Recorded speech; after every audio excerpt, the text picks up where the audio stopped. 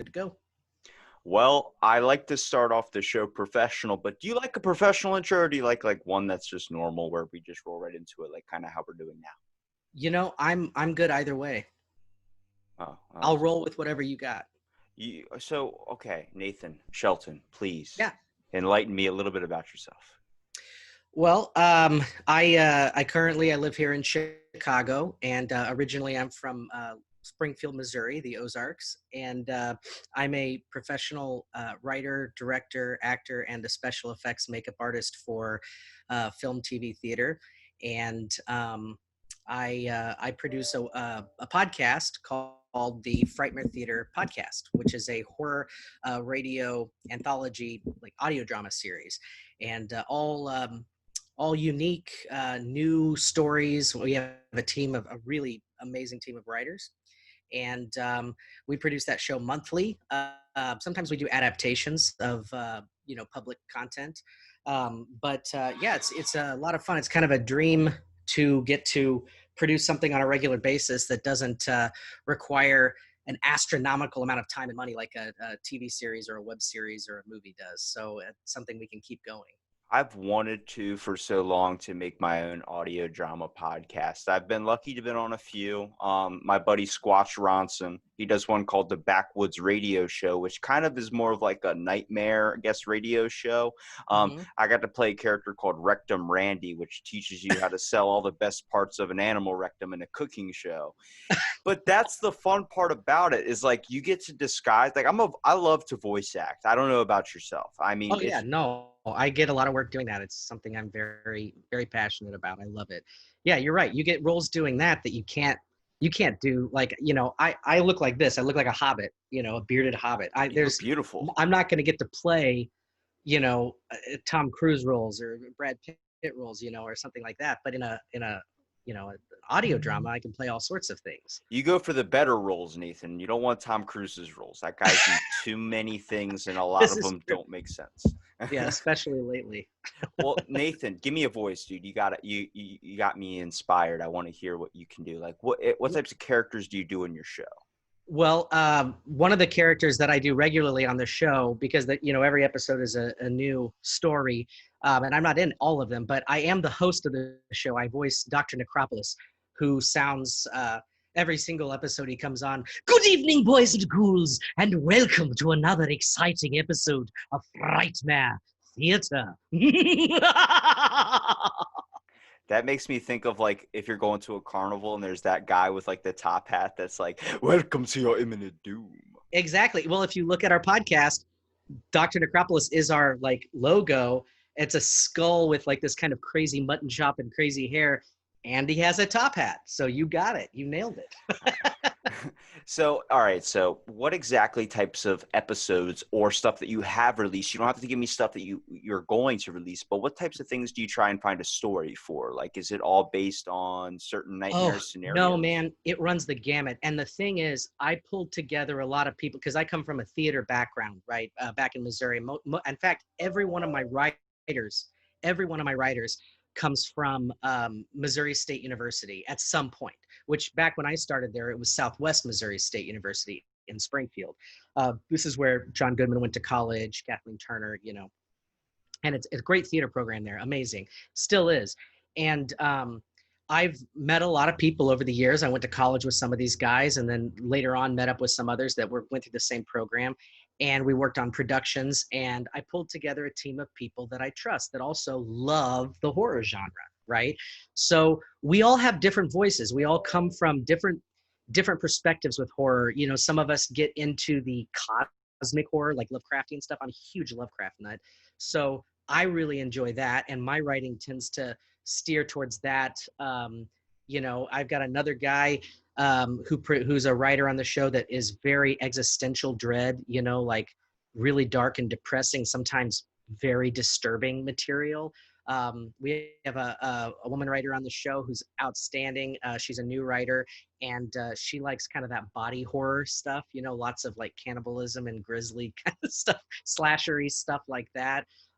We've got a guy that does a lot of classical stuff, more like classical ghost drawing room mystery kind of stuff.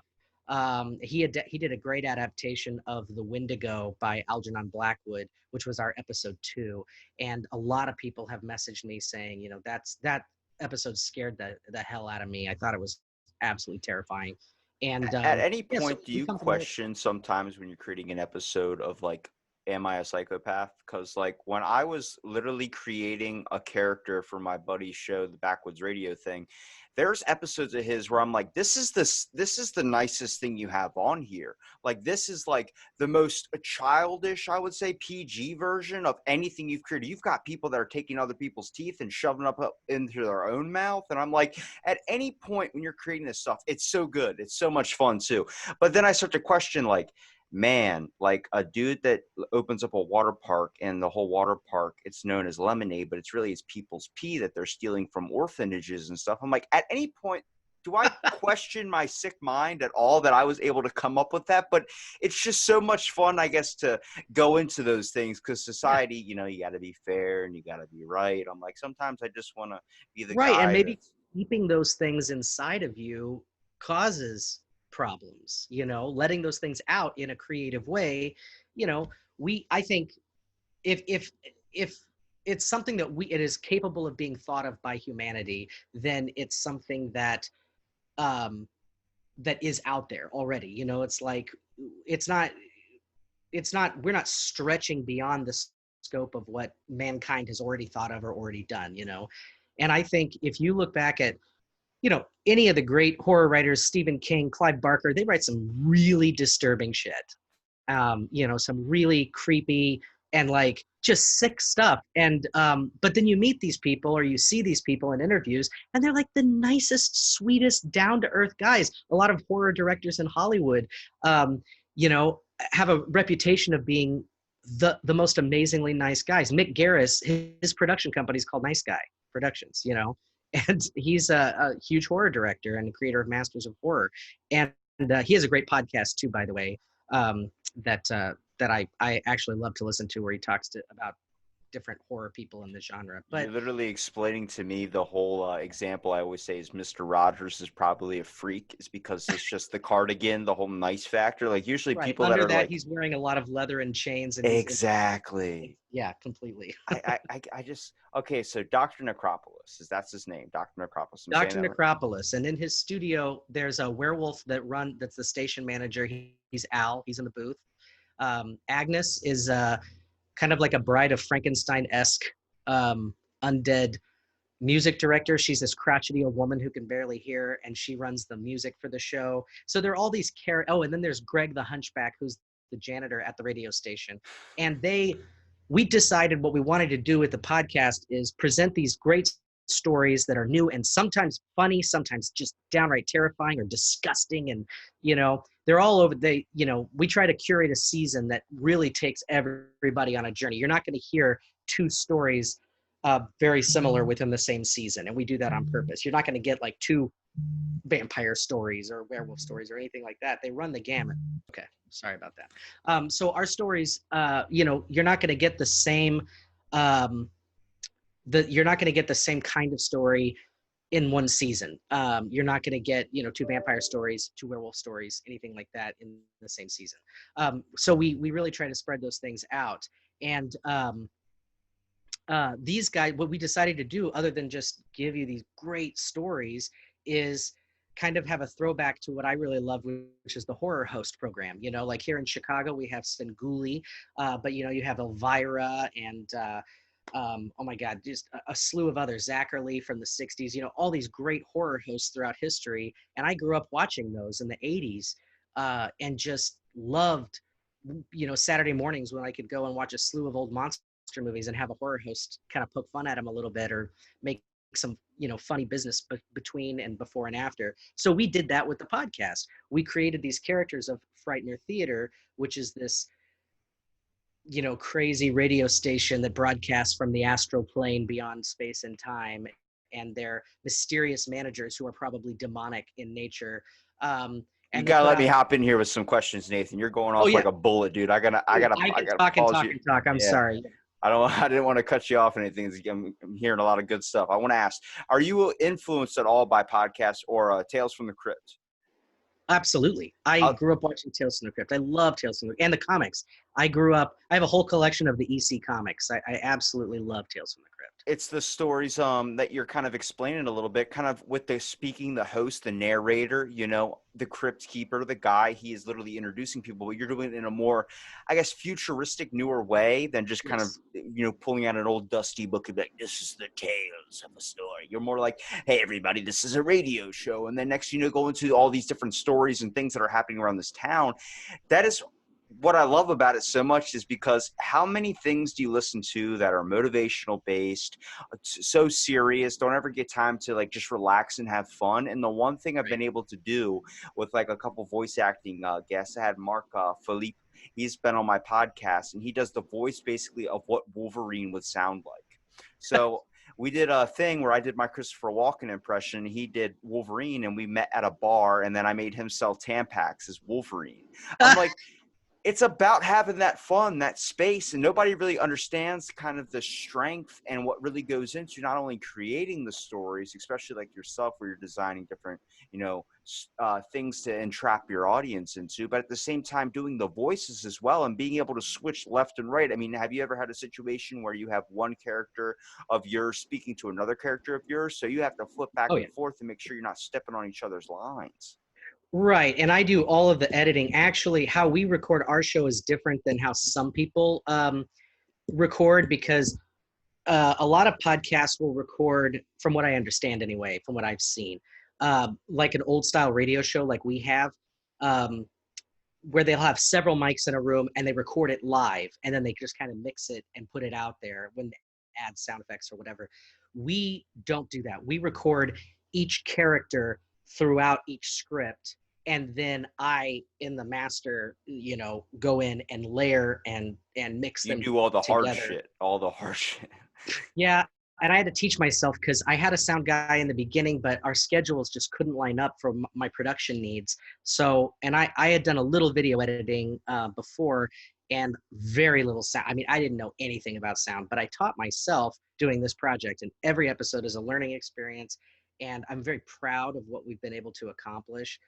We go for a realistic kind of tone, other than what you get sometimes in old radio, where it's like somebody's walking and you have somebody going clap, clap, clap, right? And you're like, oh, they're walking. I understand the sound of footsteps. We actually, I try to mix the sounds and give you the whole environment. If they're outside, you hear the birds chirping, you hear and then they go inside and you have the ambient sounds of the rooms or the caves or whatever, wherever they are. Try to make it sound as realistic as possible. And I think that's what sets us apart a little bit from what other people are doing. There's a lot of work. I mean, I work all month long on every single episode. That's And why it, when I look at like these type of audio drama and these series, when you start talking about the production style of it, like mine's so conversation based, I can literally just record in one day and then post in the same day. But when you're doing that's something, awesome. well, I when you're wish I doing, could. I know that's what I'm saying. When you wish you could do something like that, is the factor of how hard it is to be able to produce one of the episodes for your shows. It's freaking so much work to be able to edit down sound effects, find different layering, find when this goes in there, being able to Yep. reduce thing, add a certain sound effect. And I give you guys so much credit, because like I've tried to create an episode of it, and I'm like, once I get into the tediousness of it, I'm like, dude, I don't know if I could sit here and get focused. But that's when you hear about people saying, I got to work on my show, it's supposed to be due in 2 weeks. You're like, 2 weeks? I mean, but then you're like thinking, oh wait, you got to put all the production value into it as well, because Right. you can probably post something and tell if you missed out or you tried to rush a production thing. Next thing you Yep. know, it's like, oh shit. Absolutely. And, sometimes it's crunch time right at the end, because I've got kids. I share custody of my kids with their mom. And I have them 2 weeks every month, like 2 weeks on, 2 weeks off. We share custody. And when they're here, it's nigh impossible for that 2 weeks for me to really get a lot of work done, except late at night. So I'll work a couple of hours here or there. But sometimes, like this episode that just came out at the end, they always come out at the end of the month. Oh my God, I was working on it. I wanted to get it out at noon. I got it out at 10:30 at night, because the episode starts getting all crunched down, when you're editing and you've got all these sound effects and layers and music and all these voices. And by the end of it, your program's bogging down. So every time you try to move the cursor, it takes 20 seconds to catch up. And you're like, and you can't do anything about it at that point.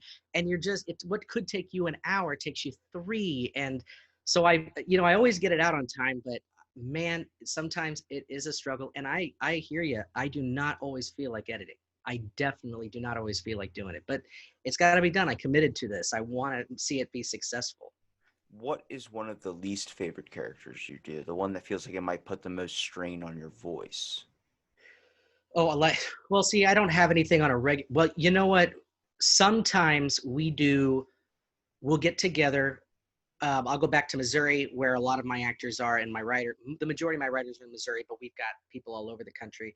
But we'll get together and we'll do like 3 episodes in one day. We'll record 3 episodes in one day. We did that. It's like 13 hours, because you're recording each, depending on the length of the script and how many characters, which some of these writers, I'm like, can you scale it down a bit, please? Because this is insane. You've got 20 characters in one piece. But you record each character and we do it. And then we're constantly streamlining this process, but those days are long. And by the end of it, being Dr. Necropolis, where you're like, yes, boys and ghouls, and you're like, oh God, and I'm classically trained. I'm trained in voice techniques to try to, theatrically trained to get to project, but you're doing a voice that is not natural for you. And it puts strain on you. And no matter how much you hydrate or, take care of yourself, by the end of those long recording days, you're just like, so Necropolis can get very hard. Episodes where I'm yelling a lot, that we did an episode called From the Drain. It was written by a Kansas City writer. And that episode I played the lead character in, and I had to do a lot of screaming and yelling. He's very frantic and sad. And at the end of it, I was dead. And you can hear it in the recording, but it works for the character because the character has been yelling. The character is desperate. So at the end, when he's talking, you can really get the emotion in the voice because he's hoarse. And I was very hoarse by that time. What would you say you're really trying to capture, though? Not only entertain the audience, but do you try to make them feel at all? Like, I feel like a lot of times you're listening to something that's supposed to be a lot of fun for you to produce, but at the same time, it's like, imagine if you can make your audience cry with something that is so ridiculous, where it's like, how could you, like, you understand what you're listening to, right? I'll give him credit. Squatch Ronson, his name is Michael LaRusso. When he does his Backwoods radio show, he went and created this tooth fairy, this monster that picked up a henchman that was like, had this body issue, like a severe genetic disorder. And then he goes into the science behind this made up disorder. And then I start tearing up. I'm like, imagine being that boy at camp. You're suffering and kids are making fun of you. And I start like tearing up and stuff. I'm like, hold on a second. Let me throw that out of my head real quick. This is a fake show, but I just cried. What is happening to me in my life right now where I need to, that happens? Absolutely, man. That is the power of speculative fiction. That is the power of what you can get away with genre, horror, sci-fi, fantasy. You can explore things that are deeply truthful and honest about the human condition in a make-believe world, and say things that you cannot say because you're bound by reality, whatever that is, right? And so we get that opportunity to say things. It could be political, it could be social, environmental, spiritual. All these things are at our fingertips in our storytelling, to where you have so much power as a writer to invoke emotion and social change, all these different things. I love, Twilight Zone, right? One of the greatest science fiction, right? But some of those episodes were horrific, but one of I've the never greatest. seen it, so I have no clue. Oh, really? Oh, amazing. And that one in Black Mirror, people are like, everything you say is like an episode of Black Mirror. I'm like, I have no idea what that show is, but is it like Kingdom Hearts with like the shadow thing, the dark form, rage form, whatever it is, where you turn into like all shadow figure? Yeah. The cool thing about those shows is that they're anthologies. So every episode is something new, some new take, and Black Mirror is all about technology. So it's all about the dark side of humankind's connection to or adversity with technology. But yeah, the cool thing about those shows is that, they can invoke and say things about things that are going on in our world that the writers or the producers of the show either support or don't support, and show a different side of it and make the audience go, I hadn't thought of things that way, or re-examine their own lives, or pull up emotions that they didn't know. I just got off the phone 2 days ago with the writer of this current episode, and he called me to talk about the episode because they don't get to hear it until it's aired, until we launch it. And he was deeply moved by one scene in his piece that he didn't anticipate it getting him, but he said he actually got chills and got started like feeling of anxiety and emotion for the character, like, oh my God, he has to make it out. He has to make it out of this situation. And he was so shocked that he had that kind of visceral response, with the material. And that's one of the great things about what we do is, you can invoke a really strong, like you said, emotional response to something that's completely fabricated. It's an imaginary scenario in an imaginary world, but it ties into what is deeply truthful about being human and our desperation to live and strive and grow and all those things. It's a lot It's about powerful. understanding too, like the way you said it, of a character being able to say something and somebody says, "Oh, I didn't think of it that way." Because how many times is it just like if you look on the news or somebody's saying something, you're like, "Oh, that's just that person's opinion." But when you're listening to a story or a tale and it gets explained to you, you don't feel the need to change the channel. You feel like you want to stick in for the ride. And next thing you know, you're like, "Wow, okay, I never even saw that perspective." It's also a good way for you guys to be able to express yourselves too. I mean, how many times do we just walk around trying to get somebody to listen to us? And next thing you know, nobody's listening. And it's like, this is a great way for you to be like, hey, Absolutely. then you can put your feelings into it as well. Now, if you had to say what's one episode that you really love to make, what would it be? Ooh, that's hard because I'm also one of the writers. So of course I love my episodes because I wrote them, and to see them on the page, to the recordings, to the finished product when I'm done editing them, it's so fulfilling to see your baby be birthed, right? Okay, do one that you've created and a one that somebody else has written. You don't have to say the person's Okay. name either, so we're not getting anybody jealous.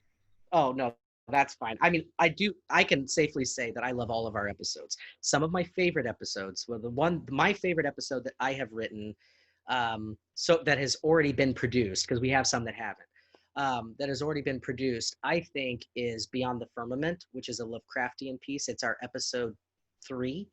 And I learned a lot editing that episode, but I think to me, it really encapsulates the cosmic horror aspect of Lovecraft's work, but isn't a Lovecraft story at all. It's an original story I created, and it has some fun, gross sound effects in it.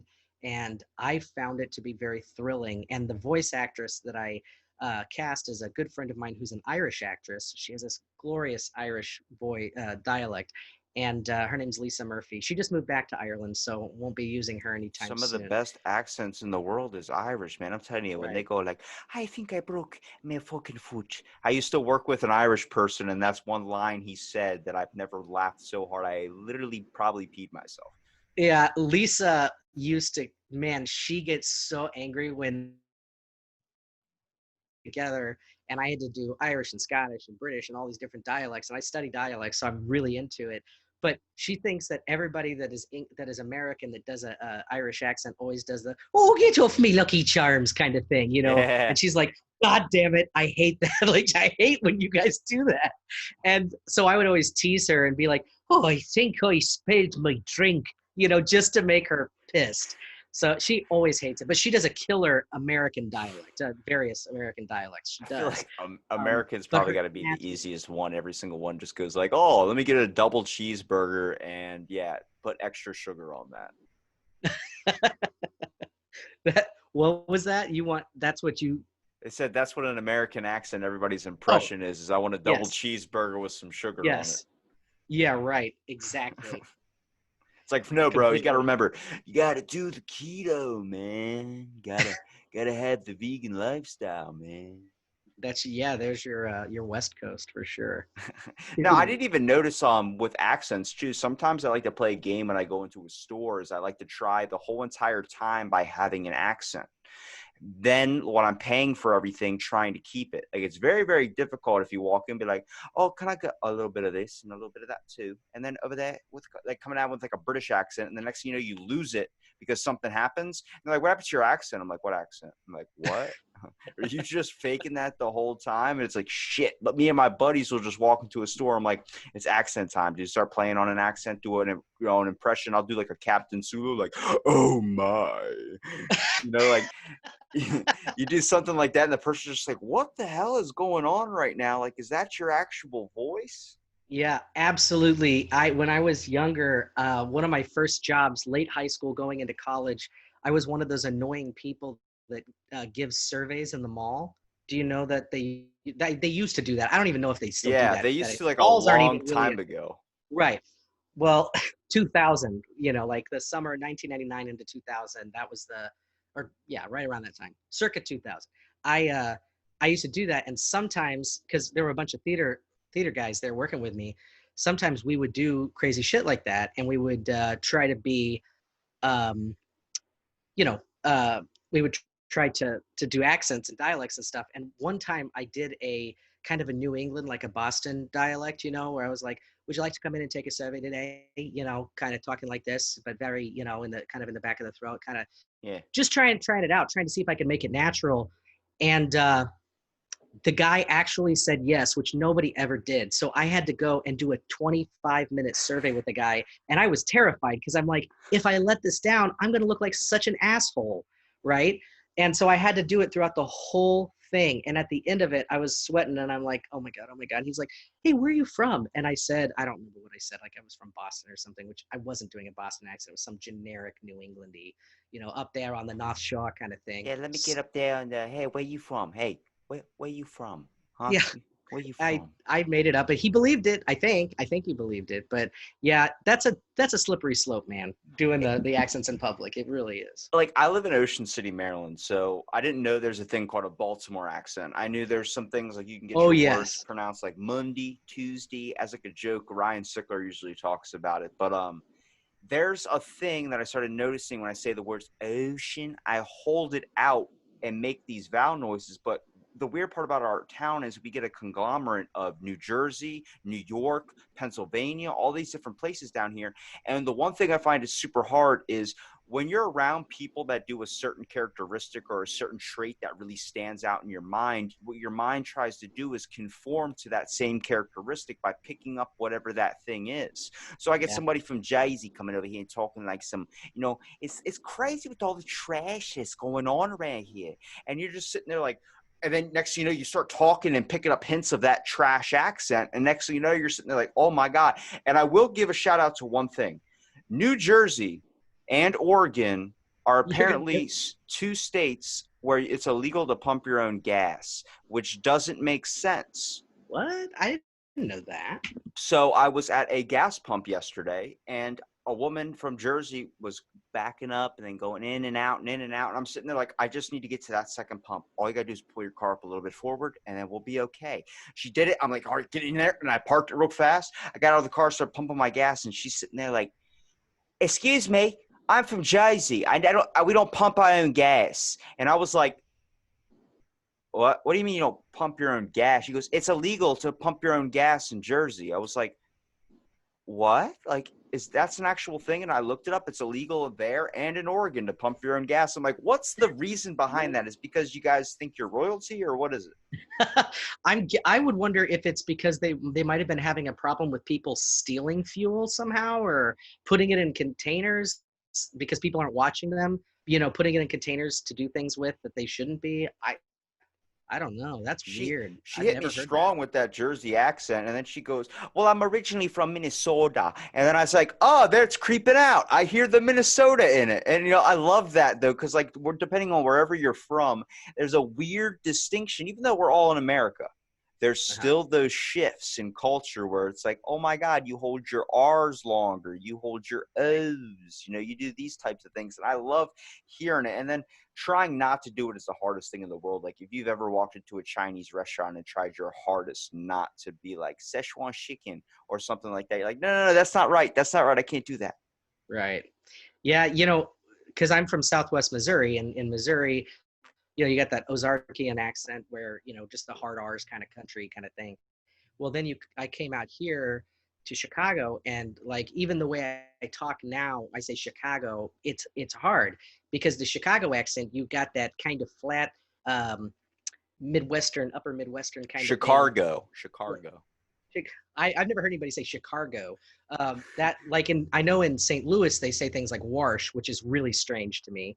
But they've got that. It's very flat, and they do the like the Bears thing on Saturday Night Live. Where they talk. And I work with people sometimes who have these thick Chicago accents, and they're just talking to you, and they're like, it's very much like that. And I don't have that, but I do. My A's have gotten flatter from living here, and when I go back home, people are like, "Oh, you could tell you live in Chicago," and I'm like, "Oh, really? Okay," but I don't always hear it. It's weird. It creeps in because you are a product of your environment. I know so many people that try and lose the accent. I'm like, honestly, if I had an accent like that, I'd be so proud of it. I mean, Baltimore, for instance, like instead of saying it's Baltimore, but we'll say Baltimore. Like we'll just cut down and certain words get turned into like Ebonics a little bit where it's like you just cut half of them down. But if I was going to put a test on both of us here, I want you to give me a scene as Dr. Necropolis. Do you think you're up to the challenge of a little bit of improv, my friend? I could try. I want you to sell me crack at a park as Dr. Necropolis. Sell you crack at a park? Or bath salts. I'm trying to think of something that goes with. No, that's fine. That's fine. I can. Okay. Okay. All right. Dr. Necropolis isn't subtle. That's the thing. All right. Good evening, my little beastie. How are you this fine evening? And what are you trying to sell me? Sorry. I'm like, how do I? Because Dr. Necropolis is kind of classy and petty. I'm like, how do you sell crack? Jesus Christ. All right, I'll do my crackhead. You really crackhead. got me. You put me on the spot. I'll do my crackhead. Hey, man. You got any extra stuff, man? I'm looking to get a quick fix. Absolutely, my little beastie. I have uppers, downers, inners, outers, whatever you need. Oh my, many selections to choose from. What should I get high on today? We take cash or PayPal. Cash or PayPal is fucking. Imagine Dr. Necropolis pulling out a freaking credit card swiper. Swipe. Yeah, like having a little like square on his phone. Like, all right, my little beastie. Okay, so what other characters can you do besides Dr. Necropolis? Oh man, I can do, if I can hear it, I can almost replicate any dialect, and I can do. The thing I'm limited on, and I'll say this, my voice is high, as you can tell. I have a high voice. I play a lot of women in things. A lot of times, in my past, I used to work at Starbucks, and I was on the headset, and people would be like, "Yes, ma'am, I'll have a," and I'd be like, "Oh," because I can get somewhat low, but like I do this. I did. Here's this your kind Java chip, motherfucker, and toss it right through the window. Exactly. I used to try to do like Sam Elliott. I don't know if you know that actor, big actor, handlebar mustache from the. Are you fucking kidding me? I love Sam Elliott.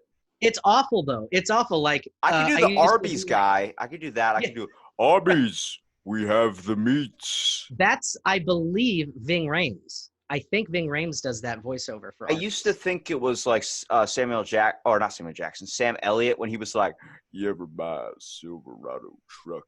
And then I was doing that impression, and my cousin out of nowhere goes, that guy used to babysit me. And I was like, fuck? And like he starts walking away. I'm like, hold on a second. What do you mean Sam Elliott babysit you? He goes, I used to live in Colorado. Sam Elliott had a house out there when I was young. My cousin's in his 30s. And he goes, I used to go over there because we were neighbors, and he would watch me when I was really little. And I was like, okay. I was like about to ask a million questions. He starts walking away. And I'm like, don't walk away after saying something like that. This is a moment we need to sit and talk as a family. And he goes, I also met Ric Flair in an airport. I'm like, what the fuck? Like, where are you going in your life that you used to meet all these famous people? But like he almost got married to a girl that was, I mean, $50,000 was like a dinner they would buy. Like they were flying private jets everywhere. And he's like, I just didn't like the rich lifestyle. I was like, so you didn't marry that because you don't like private jets? He's like, no, I want to be happy. I'm like, and money can't make you happy? I gotta actually go with your friend on that one. I don't think money brings happiness. I think you know, I don't know. I've always been that way though. Money is the root of all evil kind of thing. Obviously we need it. Obviously we Yeah. want it. Obviously I could always use more of it, and I'm always trying to get more of it. I But will respect him on one thing, though, is that his shift coming to normalcy and being, I would say, poor or being just normal class, I would say lower middle class, it was weird to watch because I was watching a guy who spent hundreds of dollars for his coffee. Then we'd go to like Dunkin' Donuts and his coffee would come out to like $10 for a medium with triple, quadruple shots of espresso. And I'm like, $10 for a fucking coffee. McDonald's has the same shit for $1. He goes, it's not the same. I'm like, yes, it is. You're now broke. You now have to learn how to budget your shit. We got to budget our money so we can afford the crack from Dr. Necropolis in the park. nice loop around there. I'm pretty good at some of these things. There you go. That's comedy. Well, I mean, okay, so how hard is it for you as a person to be able to make sure that you're not copying an accent or you're not copying an impression? Like you said, the same thing, which kind of relates to me a little bit, of where if I hear something, I can replicate it. But how hard is it for you to make your own distinction? Like sometimes I see people that create a voice for a character and I'm like, where did you pull that from? You're like, I took a bit of this, took a bit of that, took a bit of this. But I was never able fully to do that. Like if you wanted to ask for my Dr. Necropolis, I'd be like, good evening, children. It's time for a fright night. Like do something like that. Like that, I could take a piece of it, but not, it wouldn't be the entire thing. Right. Well, and that is part of that, I think. Well, there's a difference between doing an impression and just doing a character, a dialect. Like there's an actor, let's see, what is his name? Bob Wynn, I think was his name. Bob Wynn. He was God, I think it's Bob Wynn. I can't, my brain is foggy, but he's the voice Bob actor. Ross? No. Bill Wynn. Anyway, he was a guy that did a lot of voiceovers for Disney back in the day. He's like the Mad Hatter, a very merry birthday to me.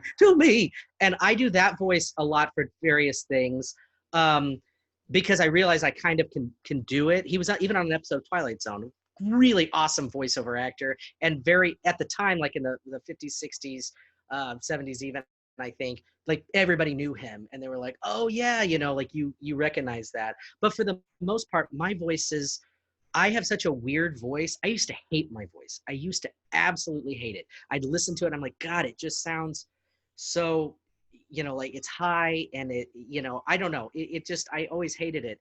I've grown over the years to accept it. And then later on, now I like it and I know what I can do, but I also know what I can't. So like I said, I do women, I'll do women like old mother characters, kind of like George Costanza's mom on Seinfeld, but not exactly, where she's like, I walk in and I see my son treating his body like an animal, that kind of a thing. I can do a pretty good smoker impression. Like if you've ever seen SpongeBob and the woman that's like completely burned in the chair when they're selling like chocolate or whatever, like, what are they selling? They're selling chocolates. Chocolate. I remember when they first invented it. I always hated it. I could do something like that, but like when it tries to go to like oh, don't you know, like something like that, like a Midwestern mother, it's something you got to practice and you really got to focus on. People think like you can just randomly pop it off. Some people can, but it really takes a lot of skill and a lot of practice too to be able to hone something like that. Like how many times are you just like sitting and practicing before you even record? Oh man, it's crazy. That's something that still, if I'm driving somewhere, I talk to myself in my car because I'm always writing or I'm practicing something in my head or doing a scene. And so I'll be driving and I'm talking to myself and I'll be like doing these lines dramatically to myself, like, no, whatever. And these characters are like, oh, I will take you and I will, whatever. And then you look over and there's people sitting at the stoplight right next to you, staring at you like you're a fucking psychopath. And you're like, oh. This is how I stop from killing people, okay? Exactly. They've caught you being weird. And over the years, I mean, I'm almost 40 now, I'm 38. And it's like, you get to the point where you're just, I got to accept the fact I'm just a weirdo and I don't care what people You think. gotta have fun with life. How many times are we like maybe forgetting about things we want to do or passions we want to drive because we care what anybody thinks? I Yes. mean, half the time I do so much shit on this podcast that's probably embarrassing. Where people are like, "You put that on air?" I was like, "Yeah." One time I shit between two parked cars when I was 14 years old, and I made eye contact with the guy while I did it. Okay, I don't No, regret. that's bold. That's bold. All right, I was probably younger than 14, but I was like 11. But like, I always ask the question, like, have you ever shit your pants? And it's usually my truth question, because if somebody goes, I've never done that, it's like, oh yes, you have. Everybody has. I'm sure everybody has at some point. I was stuck at a Ravens game in a parking garage for 2.5 hours trying to leave, and I had to go to the bathroom. And my dad's like, I asked you before we left, and you said no. And now we're in the car. Now you have to go. I went in between a Chrysler and a Toyota, and this dude was just sitting there staring at me like, does anybody else see this shit? And I made eye contact with him like a dog does. And I was like, we're in this together. And then I did it. And then my grandpa pulls out my grandpa. I know. My grandpa pulls out toilet paper and goes, here you go. And I'm like, where'd you pull this from? He's like, I've always had it in my car. Never had to use it until now. Literally, I'm 22 now. That probably happened when I was 12, maybe 11. I just had, I think like 6 months ago, dinner with my grandfather, first time in ages. And we went out to eat. And I go, you remember that one time? He goes, the one time you shit between two parked cars? I was like, I didn't want to bring it up because we're at dinner, but I'm so happy you remembered it. But it's like, sometimes you just got to like, you got to laugh at those moments. I mean, even when they're happening, it's probably really difficult and hard. But they're so deeply human. I mean, so much of our life, we like to think of like it is a movie, because in movies you don't see people taking a dump, you don't see people just, you know, getting up and doing mundane shit around their house or being gross, you know. I mean, but everybody does. That's why there's some stand-up comedians that talk about it all the time too. All those little mundane things and the little gross things that we do, bodily processes, you know, all the uncomfortable things. And I think the world would be a better place if we could all just be a little bit more honest with each other and just accept the fact that every, you know, like that book, everybody poops, right? everybody. But take that as a massive metaphor for life. It's not just pooping. Everybody does gross shit in their life and is a real person.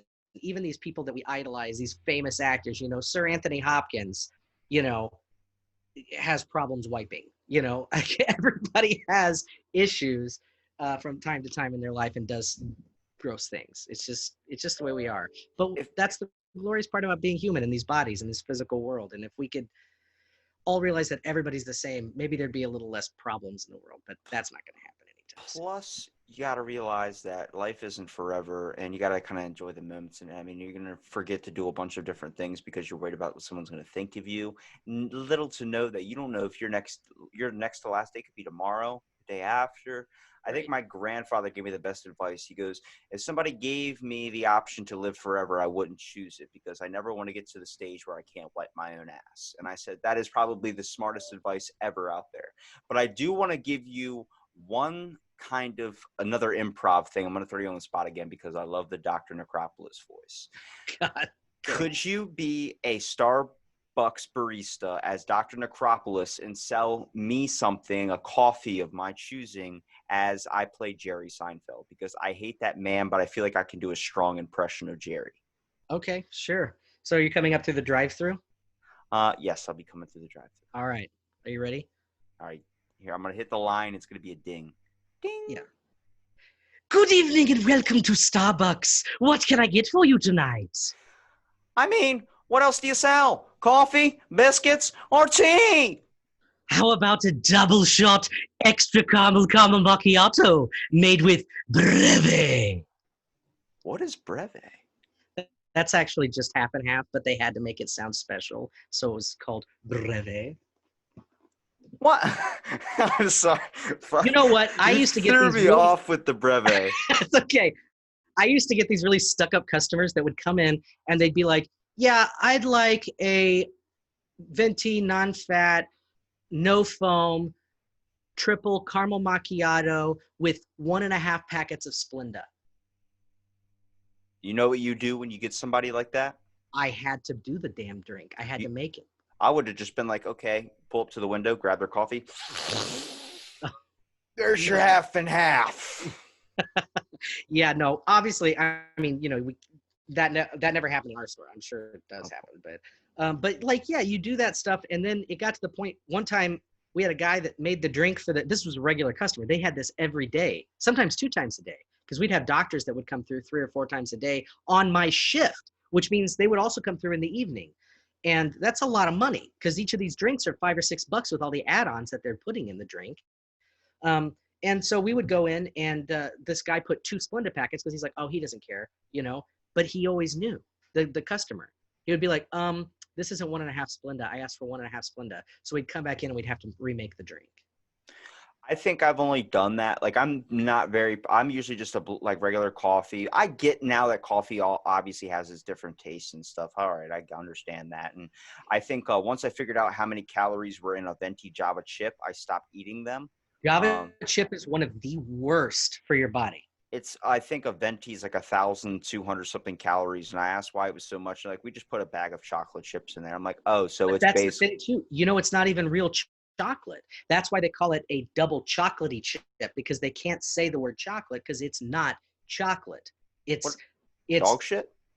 No, that's what it is. They should say dog shit. No, it's like oil that is combined with like a cocoa flavoring. It's kind of like if you go to a movie theater and their popcorn butter says golden flavoring. It is not butter. If it doesn't say the word butter, it is not butter. It is an oil that has a butter flavoring added to it, because they can't say, with the EPA or whatever, they can't say, not the EPA. What is the Food and Drug Administration, the FDA?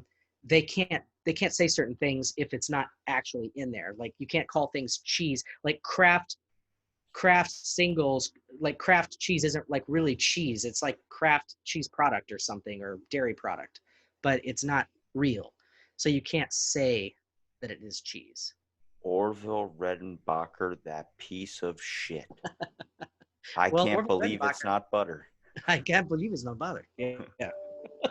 That's freaking nuts, dude. See, because I looked at like the coffee drinks, and I think when my cousin was ordering these large, like $9 coffees, the weirdest thing was he would say everything that seemed like a very sophisticated order at the drive-thru at Dunkin' Donuts, and they wouldn't tell us the cash amount. And I was like, why aren't they telling you the amount until you roll up to the window? And it's actually a thing in Dunkin' Donuts little training manuals. They tell you the price at the window, because then they have the little scanner thing there. I was like, they should let you know before so you can cancel something in case it is too expensive. You don't have the money to pay for it, instead of just trapping you into a purchase. Do you think that's why they do that? That is why they do that. And I asked my buddy, who is one of the drive-through tellers at a Dunkin' Donuts, and I said, why don't you tell them the price at the window? And he goes, we're not supposed to, because you get trapped into the price when you roll up to the thing. It's not something that's supposed to be really known. That's crazy. So at every Dunkin' Donuts now, I've changed the one in my area, the one by my house.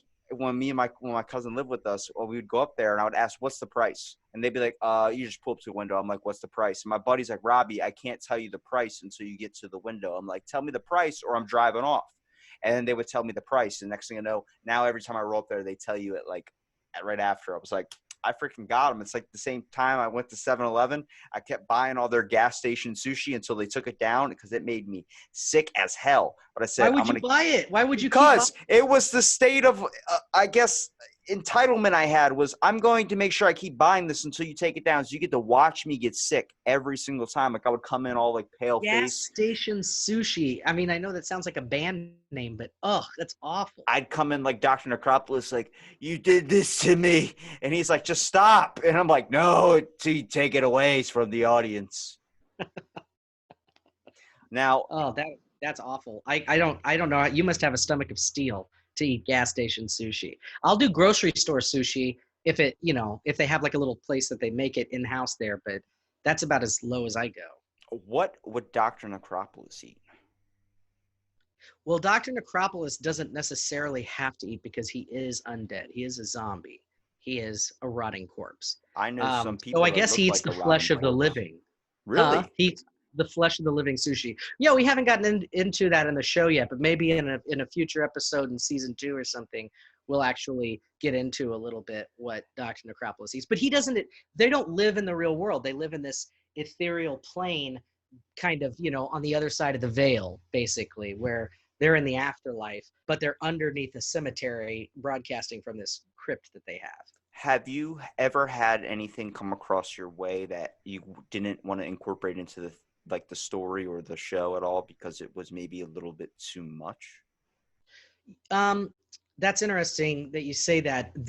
I try to steer clear of highly polarizing issues, politics, things like that. But I also like to leave my writers as much. The thing that I think we're all in agreement on this is that we don't want to ever be preachy. Like, you have the opportunity as a writer with our show to always get out something that you feel that you need to, and it can be a platform for that. I put things into my script sometimes that are political.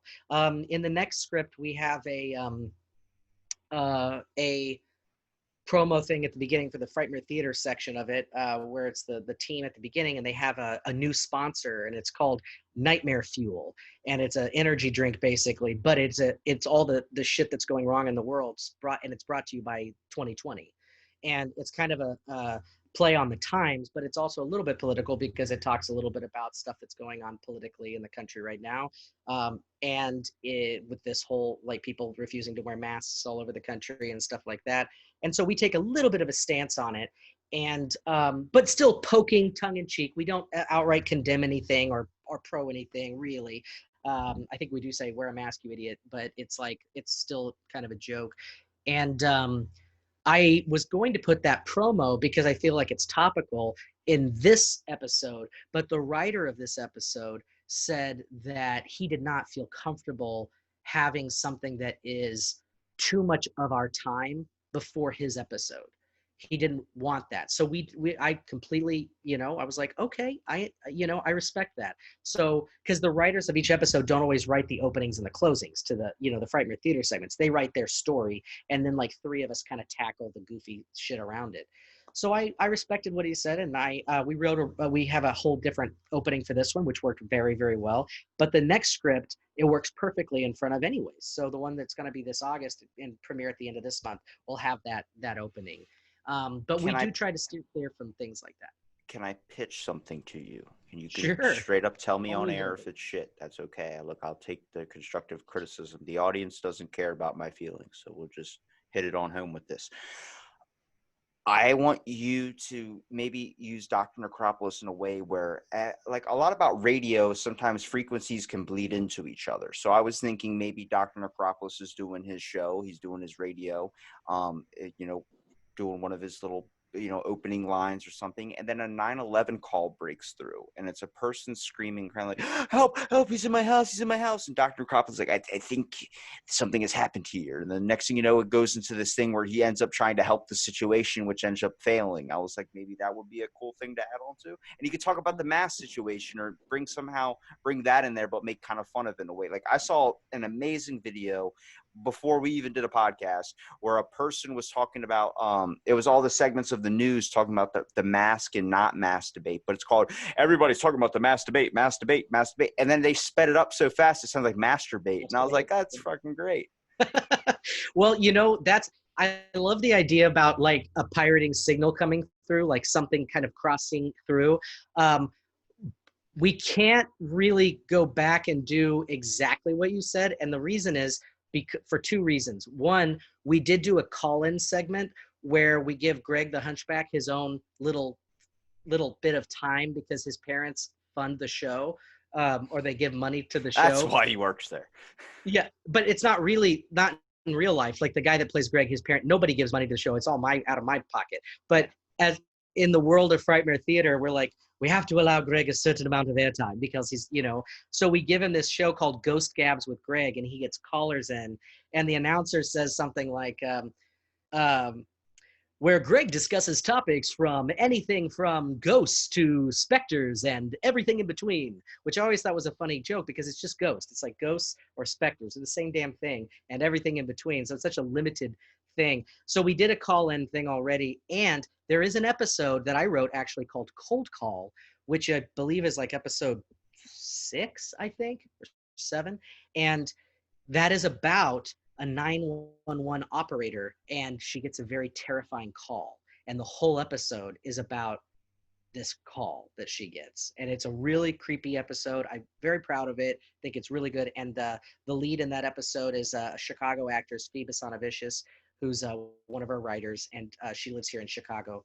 And it's great. It's great. So we can't quite do the 911 thing, at least in this season. But like I said, maybe next season You that could would be a have fun thing. you could have a I might bleed steal that from you. you could have a bleed in with Scooby Doo or retro Raggy, and then it's like it comes through the lines like, "You are now speaking to Dr. Necropolis," and then you can just go into this whole freaking thing, and then it's like have Scooby Doo on one side, or instead of Scooby Doo, you could do oh gosh, like do Goofy or something. We are always looking for ideas for that Frightmare Theater segment. Like, what can we do? Because the one thing you don't want to do is have it always be them infighting with each other, because that's so easy. That's like low hanging fruit. We have many episodes already, not many, but a few episodes already where they do fight, like the announcer and Dr. Necropolis. Whose show is it? The announcer announces the show, but then the Necropolis is the host, and he's the one that announces the story and kind of leads the thing. But they kind of step on each other's toes sometimes, and that's something we've explored. But I don't. The other people who write those openings with me and that we all kind of share, I said, let's not do any more infighting with the group, because that bores me if I hear the same kind of banter over and over again. Let's do something new. One of the episodes is bizarre. It's so weird. I don't even know who this person is, but the writer had a guest on the show who was a scarf dancer back in the 60s or the 50s named Isadora Duncan. She's dead. And we had her come on the show as a joke, like back from the dead, doing a scarf dance, which obviously is something that you have to see to witness. And she's doing a guest spot on a radio show. So it's all of us sitting there going, wow, she's spectacular. And, oh, wow, it's magnificent, breathtaking. And then it keeps going on, this music. And we're like, how long is this going to take? Do we have time for this? Are people even listening anymore? It's kind of a joke. That was one of the weirdest openings I think that we had, because, I don't know. I've had some people tell me with the show that it's like, I've never heard anything like this. It's very strange. I And think at that's the times, amazing thing about it too. Is, I mean, the fact is you can get like, if you're ever looking for voices or people that I know a few people that do voice acting that I'm sure would love a chance and opportunity to be on your show. I mean, that's up to you, have them obviously. reach out. Like you too, yeah. Like reach out, because we do. The only thing we have to have is, if you're going to record something, you just have to have a good quality mic. You have, and the ability to do like a Zoom session or something with the director, because we usually the writers direct their own episodes, but sometimes we've had outside directors direct, and we always want everybody to be on point with whatever they're doing. So we are looking for voice actors, and I'm even open to Sign me up, damn it! Sign there me you up. go. There you go. If we have any openings coming up, I always let the writers of their episodes get to cast their episodes, but I'll throw your name in the bank too. And plus, it's it's good to always support other podcasts. So having people on from other podcasts, guest voice.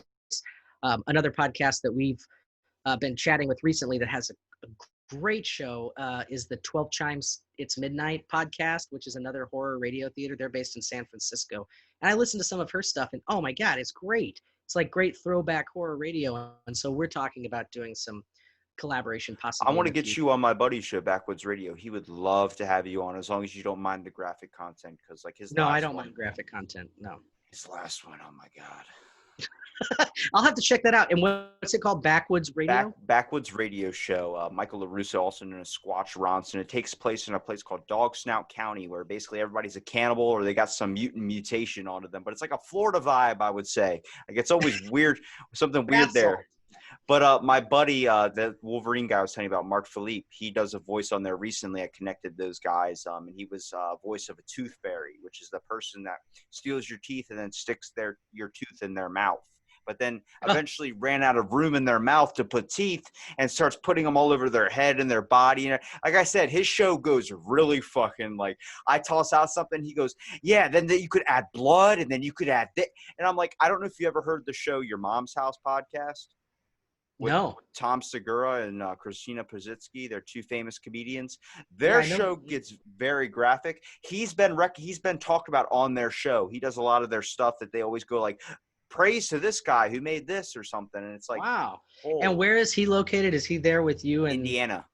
Oh, in Indiana. Okay. Okay. Yes. That's why I say this amazing thing about technology is if you use it in a way to connect people rather than masturbating all day long. Or you could do both at the same time. Look, 20 times it starts to hurt after that. That's true. That's true. Well, please, Nathan, promote your show, man. Promote everything to where people can find you at, dude. And I appreciate you for being on the podcast, man. Yeah, it's been a great conversation. Thanks for having me. You can find the Frightmare Theater podcast on every major platform. We're also on YouTube as well, like you are. Which where I checked out your shows too. So, and we have a great website, frightmaretheater.com, and you can get to that. We technically spell our show with the old spelling of theater, the stage theater, R-E at the end, right? Theatre. But you can get to it from theater as well. It still routes to us, and we have all of our past episodes on there. And there's insights into the Frightmare Theater characters, and insights into all of the team that we have at ARCANE, our company that we produce this show with and have produced other things with. And you can find out all sorts of great information. And we have you on there now, a link to your show in our Friends from the Crypt section on our page, where we like to share other people's stuff. I appreciate that, man. That's awesome. Yeah, support 100%, dude. I got my own site and everything too. I'll log you guys in on there too. I love doing like collaborations with people. Mostly I like connecting people with like with voice actors, connecting them to voice shows or just like hot sauce companies and food trucks. It's cool, man, because I think we're all trying to create something. But when you said theater, now I'm thinking of millions of different ways to say it, but if you remember a long time ago, there was an alligator video, and it was like, interior crocodile alligator. I drive a Chevrolet movie theater. And it just played on a freaking loop, that whole thing, and it's just a crocodile walking across the street. And I'm like, that was my childhood. You want to talk about 2000s? That video and a squirrel on jet skis was my 2000. That's crazy. You and I, we're from two different generations. I'm like just over that gap. So when you're saying that, sounds hilarious. I don't know what the fuck you're talking about. Dude, okay, please go onto YouTube, look up interior crocodile. Forget my podcast. Go to YouTube and look up interior crocodile alligator. It is the best thing you've ever seen in your life. I still watch it and I can piss myself laughing. I'm like, I show my little nephew who's like 6, maybe like 5 years old. I don't know these exact age numbers, but literally I'm showing him. He's like, this is funny. I want to watch Minecraft videos. I'm like, stop. This is what life is about, son. Yeah. Let me teach you about the world. The birds and the bees. There you go. There's a little Sam Elliott. I'm going to teach you about the birds and the bees.